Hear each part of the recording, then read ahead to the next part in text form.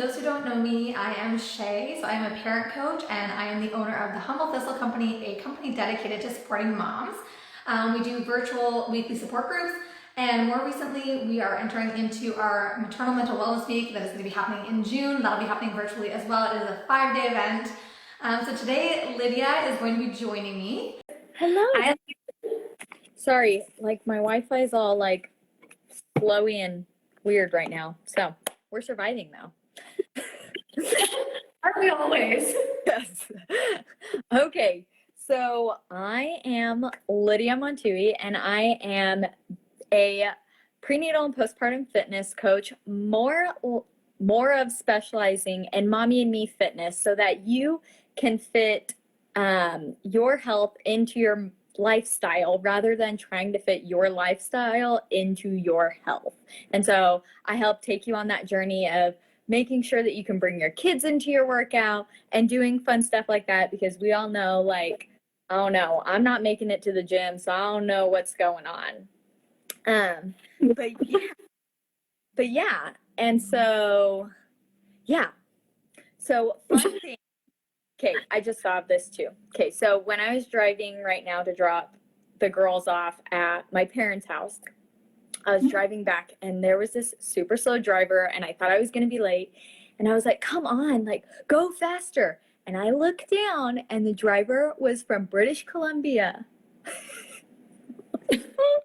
Canadian, how dare they? I was laughing so hard. I was like, I'm gonna have to tell Shay, like, I was like, bad rap. For those who don't know, Lydia is actually from the US, so 2 different countries here. Yes. Oh my gosh. Honestly, slow drivers is one of the things I just can't handle. Another road rage, I shouldn't say that, but I am not a patient person in the car, that's for sure. Like, I feel like I'm much more patient as a mom than I am as a driver. And thank goodness I am more patient as a mom. Right. I know, it was so funny. I was like thinking about that and I was like, oh, speaking of like out of control motherhood and having to live at the speed of motherhood, I was like, look at this slow driver in front of me. How much does that relate to like being a mom? Like literally someone else controls your life. You can't control it. So like someone's putting the stoplight on. And so that's like a situation that's out of your control. And then you have like people on the road that are out of your control. And so it's like, wow. Isn't that a nice metaphor for motherhood? Even with the best of intentions, I feel like the little ones are always like slowing you down. You're like, I swear I gave myself an extra half hour and we're still running late. I don't know how it happens, how they manage it, but like even when you plan with the best of intentions and like have a contingency plan, you are still slowed down by your kids inevitably, or your husband in my case. Yes, I know. My husband's always like standing by the door by the time. Sorry, I don't know why it just went dark. Go bright again. Hello. Okay, we'll somehow get there. Anyways, but yeah, my husband's will be like waiting at the door and he's like, when are you guys gonna be ready? And I'm like, I'm like dragging the kids. I'm like, come on, let's go. My husband is like, so he's actually like one of my additional children that I have to lug along and like, did you grab your wallet? Did you grab your keys? He's like, no. I'm like, did you pack or staying overnight? I didn't know we were staying overnight. So then he's like, not got his backpack packed. And I'm like, you have nothing to wear, no clean underwear. I give you warning. I'm like, we gotta get going. And he's always running behind. I swear. He's my slowest kid of the 3. Yes. Oh, totally. Oh my gosh. So, and then like the lack of sleep, like that sleep deprivation that always has you like rethinking your list. And you're like, what am I missing? What did I forget? I was planning this last night while I was not sleeping. Just think myself prepared. And then now like the day comes and you're like, I have not slept. I don't know what's going on. Right. I don't know. Like all that planning was for nothing because I'm exhausted. Exactly. I know. I have to like make a list and then I can remember it the next morning. But other than that, it's not happening. I don't remember anything. Yeah. Again, one of those like things, the best of intentions, like you get yourself organized the night before, but then you're never actually organized. Yes, exactly. Best of intentions though. Yeah. Well, like speaking about sleeping, you're the one that hasn't been sleeping at all, really, right? Like Esri's been kind of attached to you all night long and awake all night long. Yep. Mm-hmm. Yeah. And that's different than what you experienced with Amina, right? Because Amina was a lot more chill. Not super chill, but like more chill. Yeah, it's kind of weird. So with like Amina, the hard thing was like she would just nurse all night. And so like basically I just lay there and be like, okay, attach yourself, you know? And so she like goes left and I was like, here we go, like make the best of the situation. But with Esri, it's because she's teething or something. And so she wakes up literally, like I was looking at my, like I tracked my sleep last night on my Apple Watch. So I was looking through it and literally she woke up 13 times last night. 13 times. Oh my God. And like, I don't even know why I feel shocked by that because like for me, people usually look at me with that like look of shock of like, what do you mean you're still surviving on no sleep? But when people say the numbers out loud, it kind of hits me. Like 13 times you woke up and it's like, I probably was up 13 times too. Like, Yeah. but I'm like so shocked when people say that out loud, like they were up this many times, and especially with high needs babies. I've recently connected with some high needs moms, even in my local area, which has been great, but just other moms like on the internet that have high needs children. And I kind of think of that with Esri. I mean, not that I'm someone to like make that decision for you, but I kind of think of the same things with Esri just when you talk about her, because that's what I experience on like a nightly basis. And so for me, like when people say you're never going to sleep with kids, they usually mean in that newborn stage. Like that newborn stage is where you really don't sleep. And like I'm still in the newborn stage at 15 months. And like it sounds like you are too. Like Esri's still up, right? Well, I think the crazy thing is too, both with Amina and Esri, they both slept through the night until they hit 6 months. I think usually the other way. Like Yeah. they don't sleep when they start sleeping. Yeah. It's like insane. And I'm like, really? Was that necessary?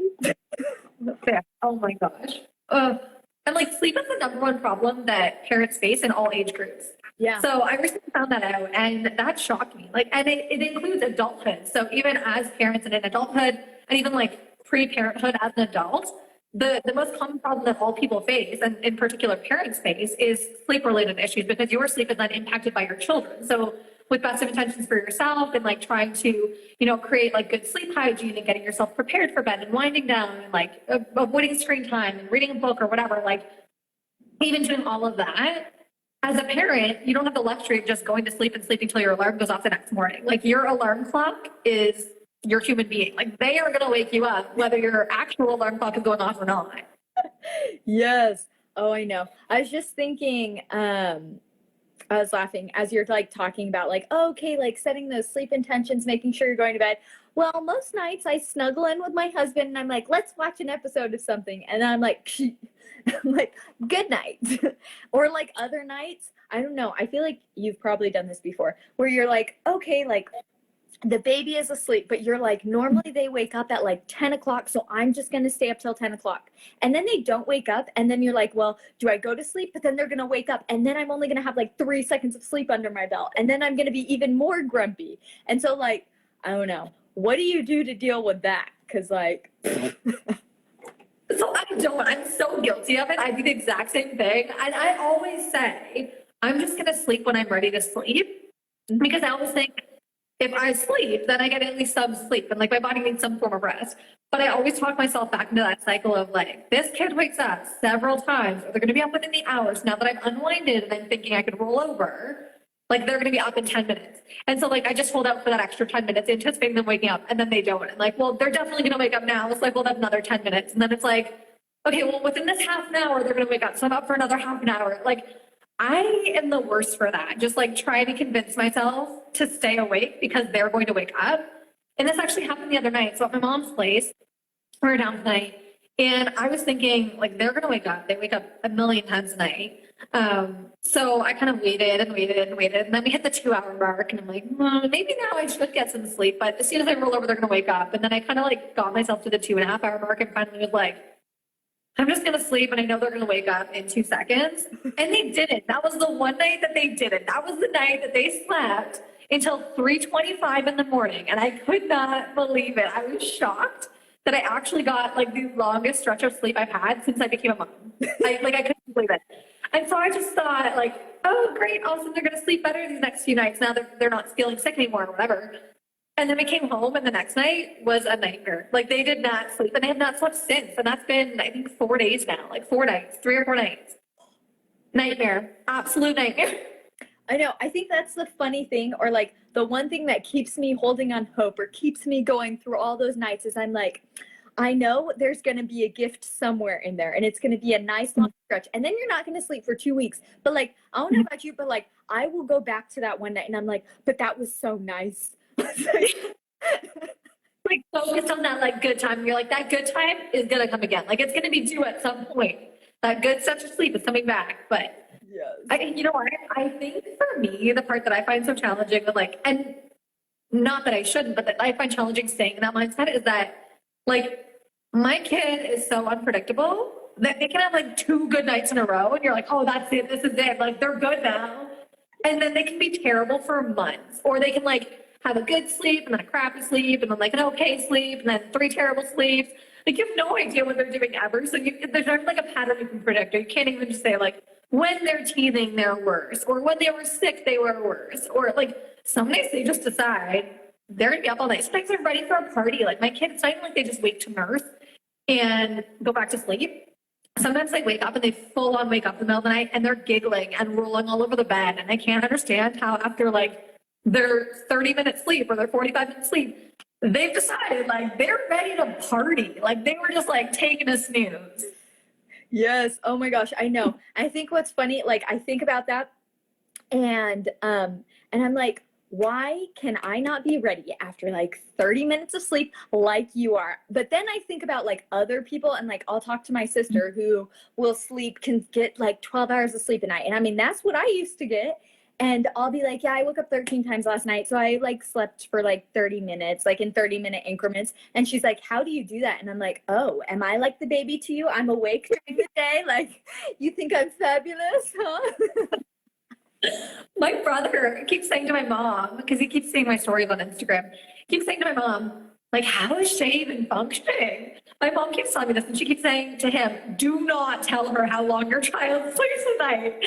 So I honestly, like, I don't really know how long their child's sleeping. I'm anticipating obviously better than mine, but their child's like 3 months old, 4 months old, almost like the 4 month mark. Like they're a few days shy. Uh-huh. And my kid is 15 months old and has never slept the way that their kid sleeps. Yeah. But and this is terrible. Pre-motherhood, I would say that like burnout was my baseline. I was always like working 2 jobs. I was working a ton of overtime. I would like work until 11 o'clock at night and be back at work at like 5:30, 6 o'clock in the morning.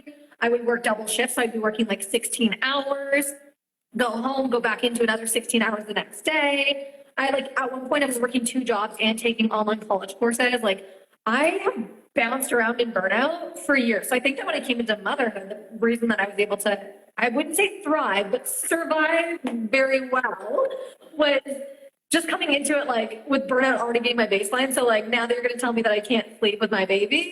It's like this is kind of already what I was doing. Like I was not really taking care of myself beforehand. Although now that I have a little one, I've noticed like how important it really is to take care of myself and that taking care of me is taking care of them. So I do find ways to rest, even if it's not sleep.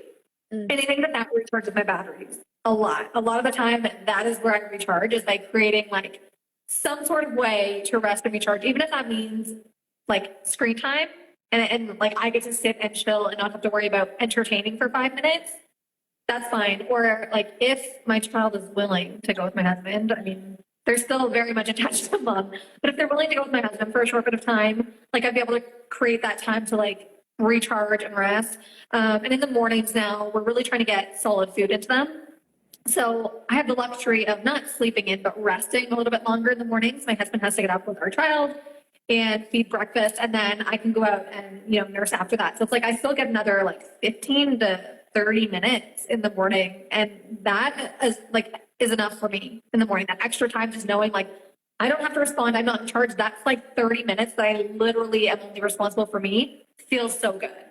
Yes. And I like how you said that too with like rest. You don't like necessarily sleep as much, but you get rest. And it's like a different type of like sleep. I don't know. I like to call it sleeping with my eyes open. Like, you know, because I'll like sit there and like my brain's shut off. You're not gonna like nothing's happening, but like I'm awake and I can sense everything that's going on in the other room. But like that happened yesterday. I was like stretching because I finally have gotten back to doing a workout. Okay, I did one workout, but I'm finally back into starting to work out again. And so I was super sore. So I was like, I need to stretch. And I got in this position where like my legs were at like a 90-degree angle. I was laying down, like my legs were up on the couch at a 90-degree angle and I'm laying down. And they're like climbing all over me. But like I was so relaxed and resting. I was like, like that's like meditating as a mother. Like you have children climbing on you and you're like,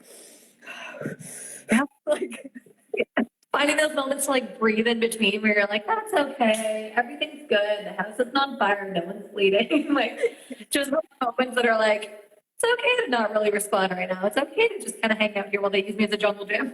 yes, exactly. I know, and I feel like And that's what you do. uh-huh. Yeah. It's been like crazy. Or like this morning, so I'll let Amina walk on me while Esri's taking a nap. I let Amina walk on my back because it feels like a little massage with her little toes. She's like, it's so nice. Well, I'm still sore. It's 2 days after my workout, still sore. And so I'm having her walk on me, and Esri's sleeping in the other room. She starts walking on me and hits my knot. And I'm like in my little sleep state. All of a sudden, she steps on where my knot is, and I like scream and like I'm like, ah! And she like fully wake up like I'm having a heart attack. And she's like, Oh my God. what? And then she thought it was funny and continued to do it. So now my knots worked out a little bit. But it's funny because in those moments, I'm like, even though like most people are like, what the heck? Like, how are you resting in that time? I'm like, this is my resting time. I sleep while a child walks on my back. Like, Yeah. Yeah. It's about finding those ways as a mom to like you said, like build your lifestyle around like your needs, right? Like not trying to take this lifestyle and force it into like what your current situation is. mm-hmm. And I think one of the really important things to remember is that like we have expectations. I think just in general as people, I think it's natural to have expectations and to think, this is what parenting is going to look like, or this is what tomorrow is going to look like, or this is how my day is going to go. But we have to be willing to like ebb and flow with the changes because our children did not get the same agenda we did. Like our children, they're just going with it. Like whatever works for them, whatever feels good, like they're naturally just following their body. So finding ways to make rest happen for you, to have like relaxation happen for you, to like reset your mind, recharge your batteries, just care for you and like unwind, to find ways to fit that into just your regular life is amazing. So you can rest and relax while your child is walking on your back. And it's almost like a little massage. It's just a bonus because you didn't have to pay $100 to go get massaged. Like, then that's okay. Like, that's exactly what you need to be doing. Mm-hmm. Well, and I think too, I really okay, kind of backtrack. So I heard like the saying the other day, and like I've said this a million times, saying like, oh, you need to make the time for this, right? And yeah. Then the other day I hear it, and it ticks me off because it was a day of low sleep, and it was like, make time for it if you want to work out. And I was like, I hate that. I was like, ah. And so I'm like sitting there, and I was like, okay, like I clearly now hate this statement, and I feel like it doesn't apply to like moms in like the state of mind that I'm in. Like if someone were to say that to me again, I'd whack them. But something that was interesting that I thought of is, well, it's not so much of making the time as it is finding the time. And it's kind of like you're not going to make more time in the day. You can't make more time to sleep with your kids, but you can find the time to relax because you have time in your day. Like, I don't know about you, but like sometimes I'll get lost scrolling on social media while she's fooling around instead of just taking a breath and relaxing and finding that time to relax and like looking at it. And so I don't know, it was super funny. I was just thinking about it when you said that, but like, okay, when you said it, it didn't like kick me off or anything, but I was like, oh my gosh, like I was just thinking about that yesterday where I was like, because I think too with mothers, it's like, oh, make time. Like, yeah, right, I have a toddler.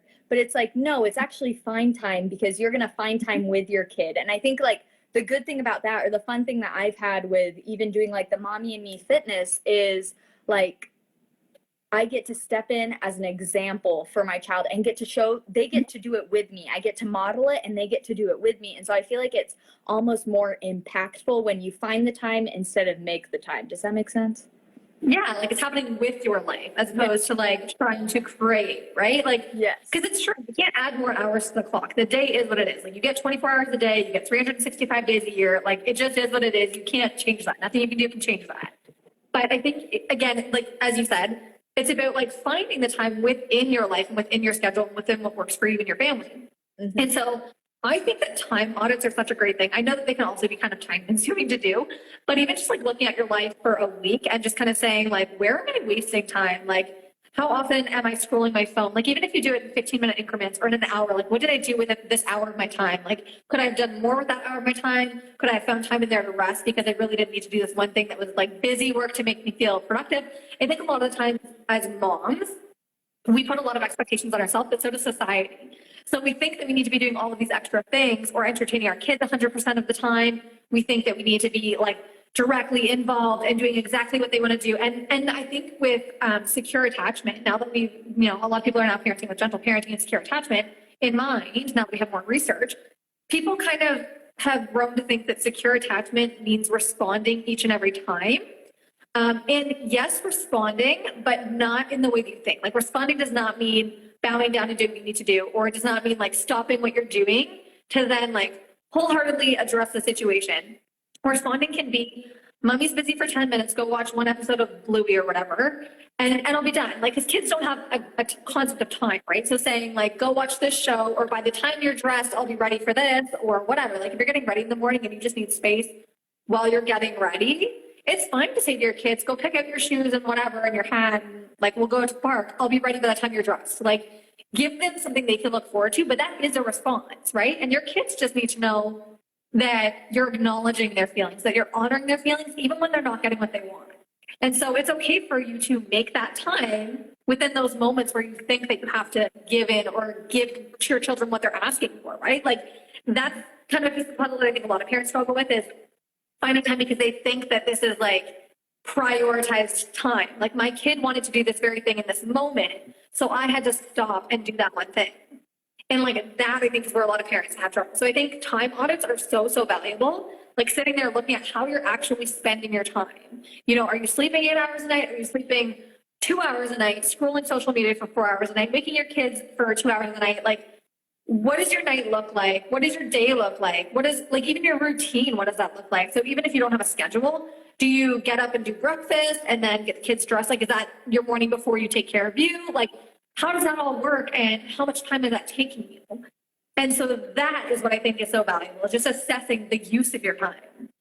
Yeah, and I think with the time audit too is like almost like a value audit too, because I think something that I was thinking about the other day is I feel like our drop in energy and kind of like on those days when I'm feeling super frustrated, super overstimulated, super like I don't know, I just wake up on the wrong side of the bed.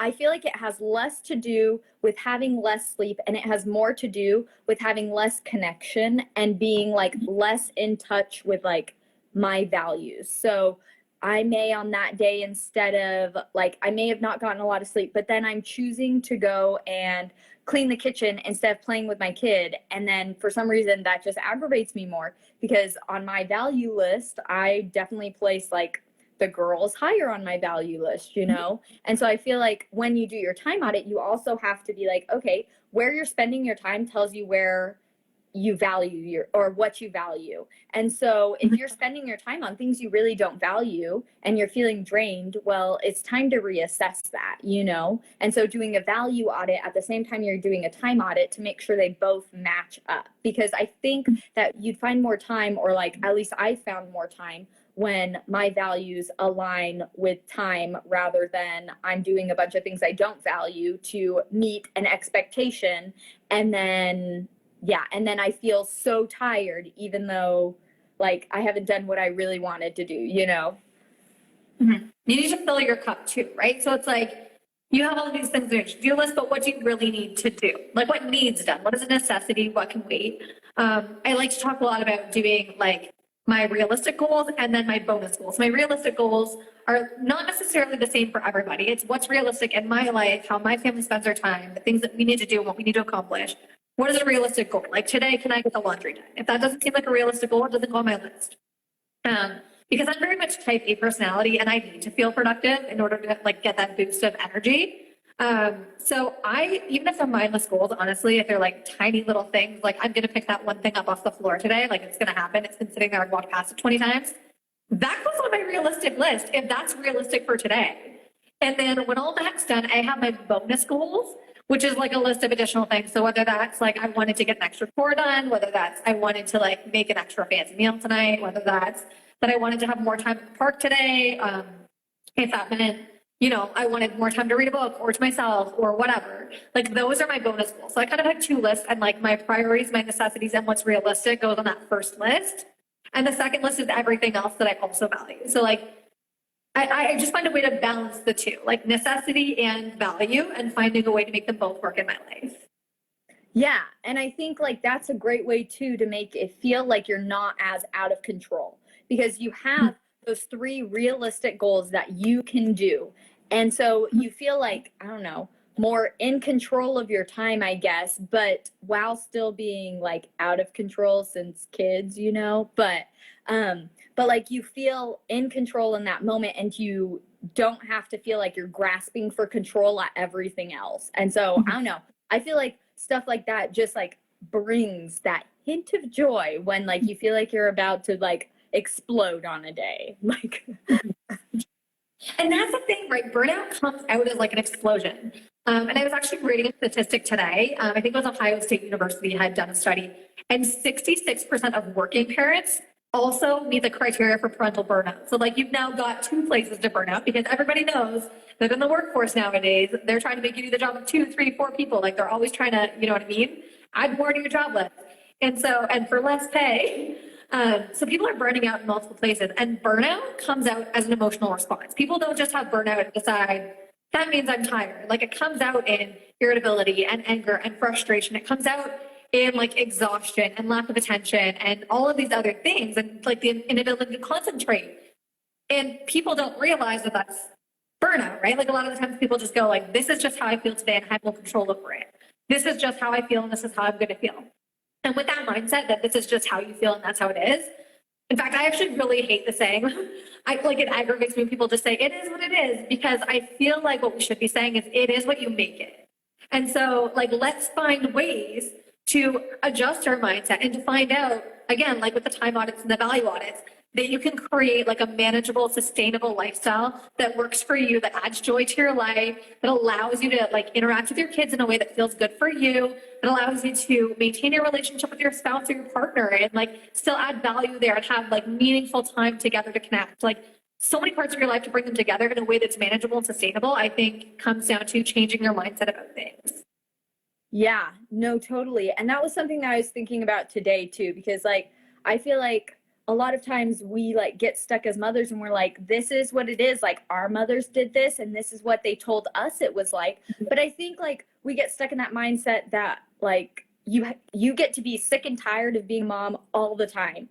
And it's like, no, you really don't have to. You can be happy as a mom. You can enjoy being a mom. You know, you don't have to be like toxic positivity, but like you can enjoy being a mom with these slight mindset shifts so that you can find peace and joy like in your daily life, you know? And I think that well, not scheduling as much, but like the time audits and stuff is like a big way to do it, and making sure that you're finding that time and putting those things in, because I think there's so much that we can't control. Like we can't control sleep, but we can control what we do with our attitude during the day. We can't control when our children naps, when they do whatever, but we can control how we think about it. And so kind of what I was thinking about today is like sometimes it feels like we build a house as moms around ourselves instead of making like a house with a door or a house with a window. We make a house just out of 4 walls, and so we feel in the dark in a corner, trapped a little bit. But what we can do is we can create those windows so that we can see, okay, you know, there's light at the end of the tunnel, number one, if you're going through a bad thing, but then also there are so many beautiful things to enjoy while you're living in this house still. Like I have a big window right here and there are pretty leaves blowing in it, you know? And so even though you're in this house that you feel like you can't really control, you can look out a window and find the joy, sort of a thing. I really love that analogy. I think that's so beautiful and so fitting, because it's so true. And I think that a lot of times when we're creating this house, creating this home, we're building it to meet other people's needs and wants. And so like, I feel like it almost makes me think of like, you know, when you decorate your house and you're like, I would love to put that picture there, or I'd love to get this decorative item for there. But you know, when you're trying to merge your life with somebody else, when you move in with somebody and you're like, really hate that old chair that's like ripped and stained, but you really want it in here. I feel like a lot of the times as a mom, you get the clutter of like everybody else but yourself. You lose your identity, right? Like my kid, I can tell you right now, has toys all around our living room. Our kitchen table is covered with their stuff from Easter that I have not gotten put away yet because I just haven't had the time. Our basement, they've taken it over as a toy room because they just have so much stuff. Like they've got a swing, they've got tunnels down there, they've got bookshelves, they've got a play couch, like they've got all kinds of things. And so when I look around my house, I see a lot of that. And when I look around the house, I also see a lot of my husband because I love him to death, but he just likes things out in the open. He's one of those people that's like, I need all of my clothes out in the open so that I know where everything is at all times. And so for me, like that's obviously challenging, but I feel like a lot of the times when I look around, I forget to see pieces of me. And so my office is like my safe space in the house. My office has my things. It's got like my tripod and my phone and my laptop. It's got like my pictures that I've had made for me. And it's got whatever I want, my shelves. It's like, it's my space. And so like, I think as moms, we forget that we also need like our space in this like theoretical house and in our own home, creating like a space that feels safe and that feels good for you. So when we're creating this house, we need to make sure that like on the walls, there's pictures that make us feel joy. On the whatever, like on the shelves, there's items that bring us joy. Like we just need to make sure that we're adding joy to our life and not building ourselves around everybody else's life. Because I think that's one of the big things that happens, right? Is moms build themselves around everybody as opposed to like acknowledging themselves as a valid member of the family. Yeah, no, totally. It's like we're more of the glue than like part of the family sort of a thing. I don't know. Yeah. Yes, it's true. It's so true. Yeah, like moms, exactly. We're the glue. Like we're literally bringing together the family and keeping it all together all the time and like trying to force ourselves to keep it together. And as humans, I think it's important to also acknowledge that even with having this joy and creating this joy in motherhood and in parenthood, and finding ways to spend time to make you feel good and like not feeling that frustration and that burnout, that overwhelm, that overstimulation. It's also important to know that it's okay to also feel those things. So you don't have to feel good all the time. Like creating ways for you to feel good does not mean that 100% of the time you have to feel good. It's true, you're still going to have rough days. You're going to feel sick and parenting is going to burn you right out. You know, you're going to have a bad day at work and you're going to come home in a crappy mood, maybe yell at your kids, and then you're going to repair from that. Like things are going to happen. You're still human. It's still okay to have human emotion and to have human reactions to things. It's all about the majority of your time, right? Like you don't want the majority of your time to be spent in burnout, overwhelm, overstimulation. Yeah, no, totally. Something that I started doing because I was finding myself like getting into this cycle, especially after having Esri, getting into the cycle of like, I'm burnt out, I'm frustrated, I'm upset, and I can't get out of it. And so what I started doing is at night, I take like 5 minutes and I have what I call like my miracle journal. And I write down for 5 minutes, like all the little miracles that happened during the day. And they could be like super little weird things like, oh, the weather was nice. Or, oh, Amina said, please today, thank heavens. Like she's actually learning something good from me. And so it's like writing down those like little miracles that happen. Or like even like the other day I wrote down like practice got canceled so I didn't have to go coach. I was like, whoo, thank you. Miracle. Yeah, I was like, thank heavens. And so Yeah. that's helped. So even though like the whole day could be crazy or I could be struggling to find something good in that day, I know that at 5 minutes or 5 minutes at night, I get to reflect on it and look back at those things that were actually beautiful in my day. And it's helped me like, I don't know, look forward to the next day and be like, oh, that was a miracle. I get to write that down tonight. Like, yay. So yeah, that's helped a lot. I love that. I love that. I have kind of like I'm not a mental tally, but like almost like a mental notebook of those things too. The other day was really rough. I wanted to go to work and thank God I work for my in-laws because my child just like would not leave. We had to wake them up from the nap. They pushed their nap super late. Like they just would not go down any earlier than that. And then I had to wake them up from their nap so that I could go to work. And they were not having it. Like waking them up was world ending for them. It was a crisis. So finally I was like rushing to get ready. My husband's getting our child like in a fresh diaper and getting them changed into the car seat. And I brought my kid to work with me. Like my child legitimately came and cleaned bathrooms with me, came and like changed garbages with me. Like my child came and did all of the stuff that I had to do. And thankfully that day, I only had to work an hour because it got rained out. I work at a golf course. So people were not golfing. They shut down the course because it was soaking wet. Yeah. And for me, that was like a little bit of a blessing to only have to do it for an hour. But it was also kind of this like beautiful blessing to like be able to bring them with me. I don't know. It was like a double blessing. Like either way, I was okay with what was happening. And again, that comes back to my mindset. Like most parents, I feel like would go, "Oh my God, my kid will stop freaking out." Or if they had to bring their kid to work with them, would be like, "I can't focus. I can't do this. This is overwhelming." And instead, I decided I was training their youngest employee. I was like, "We're going to do this. I'm going to show you how to change toilet paper, change the garbage." And we had fun with it. And then thankfully, again, it was only an hour, but it was like an hour of my time that I didn't have to leave because I didn't want to leave in that state of distress. Like that felt good too. And so I make these like mental notes of things like that that are not necessarily enjoyable for a lot of people, but for me, it felt good or like felt like good moments in my day. I take the crazy and I put a twist on it. And like that's my mental notebook. And so I find ways to enjoy the things that are also wild and crazy. Yeah, I know. It's probably good that we're in sleep deprivation because we're able to think this crazy where other people are like, you guys are whacked out.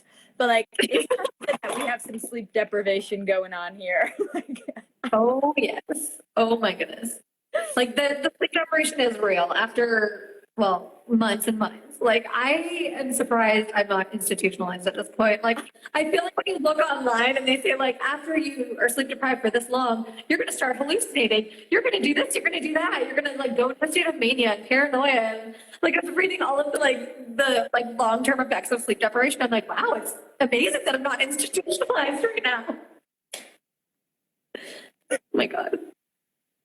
yes, I know. I feel like Just wait. I was like, I bet later there can be some consequences for this. I was like, yeah. Maybe we don't see them right now. Maybe we're so sleep deprived right now that we think everything is just great and grand. Maybe we're in a state of delusion. We just don't know. I know. I know. It makes me think about when Esri was like sick like a few months back and she like didn't sleep for like 24 hours that like one day, and I stayed up all night with her, and I just decided like I wasn't going to sleep, but this was how I was going to live, and I was so happy about it the next day, and I was like, I am actually delusional at this point. I was like, great. I have those moments too, like I'm sure you probably have too, where they're down for a nap and you're just sitting there trying not to fall asleep or do one of these. Those moments all the time, like all the time. And the other day, I got to the point where I literally said to my mom, "I'm not safe anymore. I need someone to watch me while they sleep in my arms." So my mom had stayed up from like, I think that was like 5 o'clock in the morning until the actual like morning, at like 8 or something, to make sure that I didn't fall asleep and like drop my baby.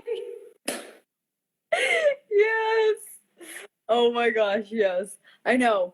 The actually funny story about someone falling asleep with their baby in my arms. My mom did that when I was a baby. She fell asleep with me holding me in her arms while she was like nursing me in bed or whatever. And luckily she had put pillows by her bed.